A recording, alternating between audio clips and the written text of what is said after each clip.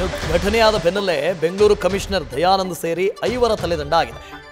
ಕಾಲ್ತುಳಿತ ಪ್ರಕರಣದಲ್ಲಿ ಹಿರಿಯ ಅಧಿಕಾರಿಗಳನ್ನು ಸಸ್ಪೆಂಡ್ ಮಾಡಿದ್ದಾರೆ. ಈ ಸಸ್ಪೆಂಡ್ಗೆ ಆಕ್ರೋಶ ವ್ಯಕ್ತವಾಗ್ತಾ ಇದೆ. ಸೋಷಿಯಲ್ ಮೀಡಿಯಾದಲ್ಲಿ ದಯಾನಂದ್ ಪರ ಅಭಿಯಾನ ಆಗ್ತಾ ಇದೆ. ಸರ್ಕಾರದ ನಿರ್ಧಾರದ ವಿರುದ್ಧ ಭಾರಿ ಆಕ್ರೋಶ ವ್ಯಕ್ತವಾಗ್ತಾ ಇದೆ.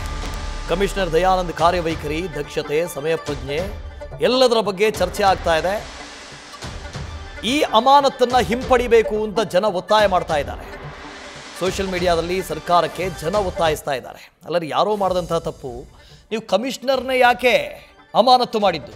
ಆಗಲೇ ಹೇಳಿದ್ನಲ್ಲ, ಕೋತಿ ತಾನು ತಿಂದು ಪಕ್ಕದಲ್ಲಿರೋವಂಥವ್ರ ಮೂತಿಗೆ ಒರೆಸ್ತಂತೆ.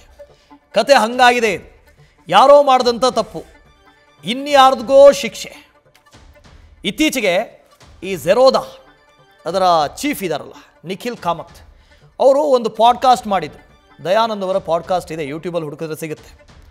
ಅವರಿಗೆ ಬೆಂಗಳೂರಿನ ಬಗ್ಗೆ ಅದು ಎಷ್ಟು ದೂರದೃಷ್ಟಿ ಇತ್ತು ಅಂತ ಅದರಲ್ಲಿ ಗೊತ್ತಾಗ್ತಾ ಇದೆ.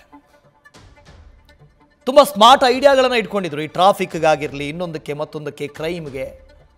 2 ವರ್ಷ ಆಗಿತ್ತು. ಇನ್ನೇನು ಅವರು ಡಿ ಜೆ ಆಗಿ ಮುಂಬಡ್ತಿ ಪಡಿಬೇಕಾಗಿತ್ತು. ಈ ಹೊತ್ತಿನಲ್ಲಿ ಅಮಾನತ್ತಾಗಿದ್ದಾರೆ.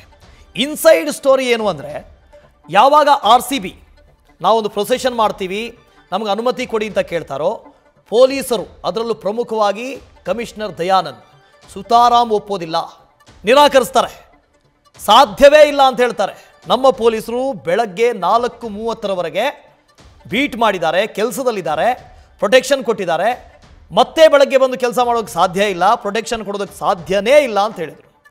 ಆದರೂ ಕೂಡ ಏನ್ರಿ, ಒಂದು ಫಂಕ್ಷನ್ ಮಾಡೋದಕ್ಕಾಗೋದಿಲ್ವಾ, ಒಂದು ಪ್ರೋಗ್ರಾಮ್ ಮಾಡೋದಕ್ಕಾಗೋದಿಲ್ವಾ, ನಿಮ್ಮ ಕೈಯಿಂದ ಸಾಧ್ಯ ಇಲ್ವಾ ಅಂತ ಯಾರೋ ಒಬ್ಬರು ಹೇಳ್ತಾರಂತೆ.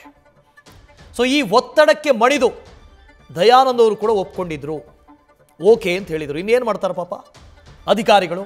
ಹಿರಿಯ ಅಧಿಕಾರಿಗಳಿಂದ ಏನಾದರೂ ಹುಕುಂ ಬಂದರೆ ಅದನ್ನು ಪಾಲಿಸಲೇಬೇಕು. ಅವರ ಪರಿಸ್ಥಿತಿಯು ಕೂಡ ಹಾಗೆ ಆಗಿತ್ತು. ಈ ಅಂಧೇರ್ ನಗರಕ ಚೌಪಟ್ ರಾಜ ಅಂತ ಹೇಳ್ತಾರೆ ನೋಡಿ, ಆ ಥರದ್ದಾಗಿದೆ ಪರಿಸ್ಥಿತಿ. ಯಾರೋ ಮಾಡಿದ್ದು ಇನ್ಯಾರಿಗೋ ಶಿಕ್ಷೆ. ನ್ಯೂಸ್ ಫಸ್ಟ್, ನಿರ್ಭೀತಿಯಿಂದ ನಿಮ್ಮ ಪರವಾಗಿ.